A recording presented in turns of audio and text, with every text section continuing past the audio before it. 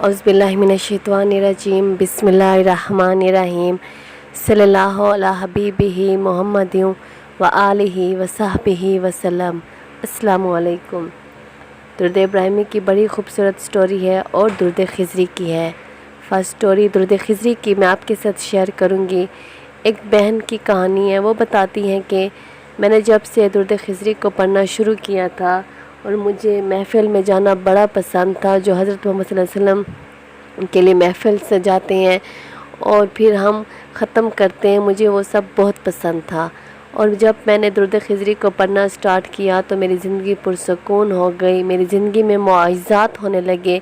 और एक दिन ऐसा हुआ कि मैं शाम को सोई हुई थी और मेरे दिल में हज़रत मोहम्मद सल्लल्लाहु अलैहि वसल्लम का ख़्याल आ गया, तो उनके लिए मेरे दिल में और भी ज़्यादा मोहब्बत आ गई। और मैंने दिल में कहा कि मुझे तो हज़रत मोहम्मद सल्लल्लाहु अलैहि वसल्लम से बेपनाह मोहब्बत है, मैं तो उनसे बेपनाह मोहब्बत करती हूँ।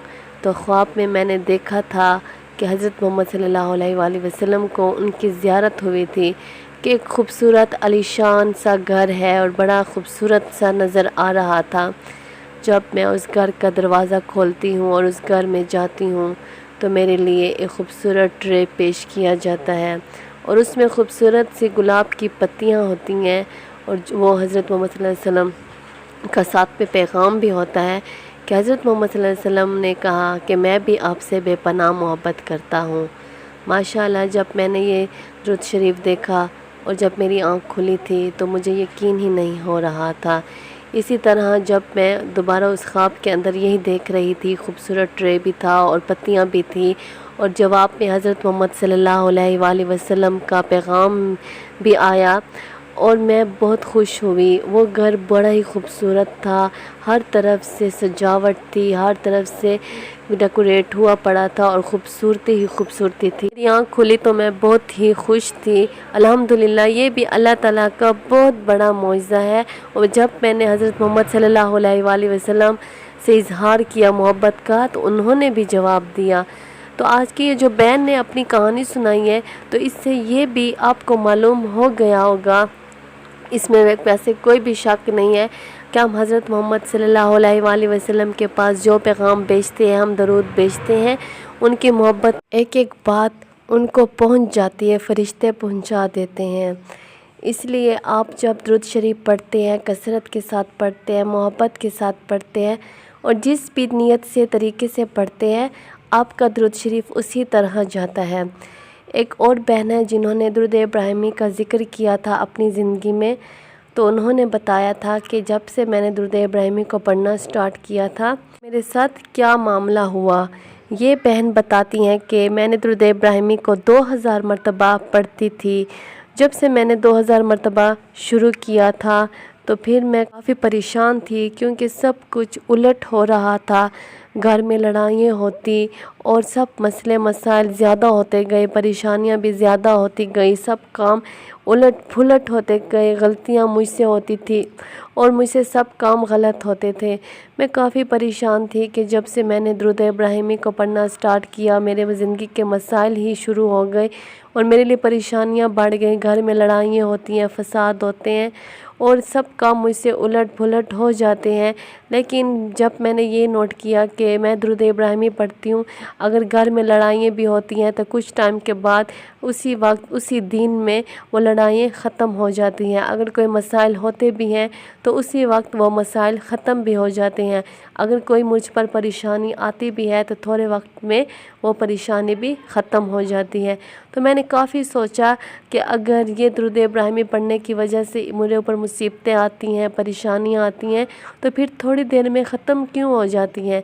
तो फिर जब मैंने वीडियोस देखी और फिर देखा कि शयातीन दुरूद इब्राहिमी पढ़ने से रोकते हैं, दुरूद इब्राहिमी को पढ़ने नहीं देते, तो वो हर किस्म की रुकावट डालते हैं जो उनसे होती है, लेकिन वो मुस्तकिल नहीं रह सकती क्योंकि दुरूद इब्राहिमी की बहुत ज़्यादा ताकत है, बहुत ज़्यादा ताकत है। शयातीन और जो चाहे वो इंसानों के रूप में हो और चाहे वो जिन्नात के, जितने भी फसाद और मसले बनाएंगे तो दुरूद इब्राहिमी की ताकत से और उनकी रहमतों से, उनकी बरकतों से वो जल जाएंगे। कि दुरूद इब्राहिमी में इतनी तासीर है कि जब इंसान पढ़ता है तो اس کے ساتھ فرشتے نازل ہوتے ہیں، اللہ تعالیٰ کی برکات ملتی ہیں، رحمتیں ملتی ہیں، اور اللہ تعالیٰ کا کرم ہو رہا ہوتا ہے، جس کی وجہ سے اس انسان کے گناہ بھی مٹ رہے ہوتے ہیں، اور حضرت محمد صلی اللہ علیہ وآلہ وسلم کی بھی نظر کرم ہو رہی ہوتی ہے۔ تو یہ بہن بتاتی ہیں کہ میں کافی پریشان تھی، اور پھر فوراً سے میرے دل میں یہ خیال بھی آیا کہ یہ شیاطین ہیں جو مجھے درود ابراہیمی پڑھنے سے روک رہے ہیں۔ تو آخر ایک دن ایسا ہوا کہ جب میں نے رات کو 1000 مرتبہ درود ابراہیمی پڑھا اور صبح کی نماز مجھ سے قضا ہو گئی۔ میں بہت پریشان تھی کہ یہ آخر کیا معاملہ ہو رہا ہے میری زندگی میں، یہ کیا چل رہا ہے کہ میرے اوپر سے صبح کی نماز بھی قضا ہو گئی۔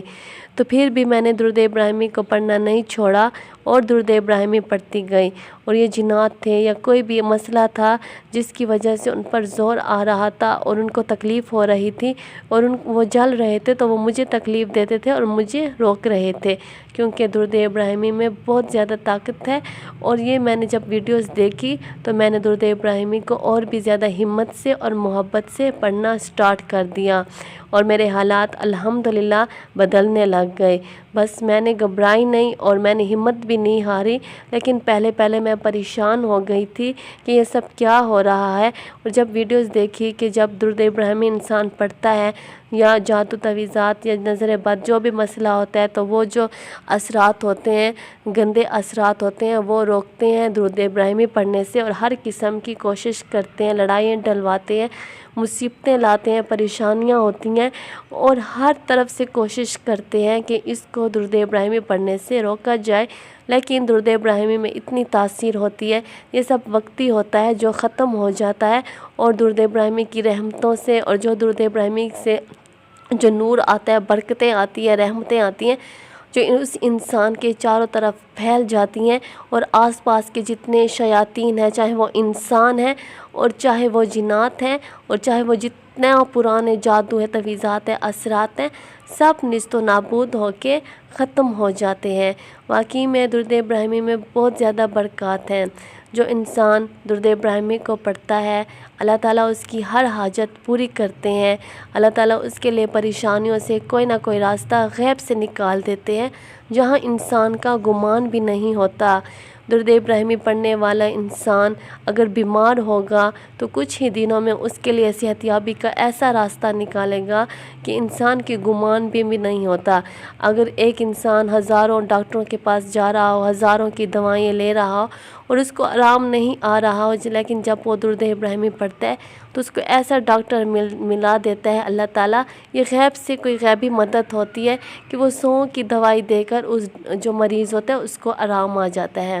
اور یہ سب کیا ہے؟ درود ابراہیمی پڑھنے کی وجہ سے ہے، کیونکہ درود ابراہیمی پڑھنے والا ہمیشہ انسان کامیاب رہتا ہے، اور اس انسان کے لیے کوئی مصیبتیں، کوئی پریشانیاں نہیں ہوتی۔ اور یہ بات بھی یاد رکھیے گا، جو درود ابراہیمی پڑھتا ہے اس کے دل میں جو خواہشات ہوتے ہیں، جو خواب ہوتے ہیں، جو ارمان ہوتے ہیں، جو حاجات ہوتی ہیں، وہ پوری ہوتی ہیں۔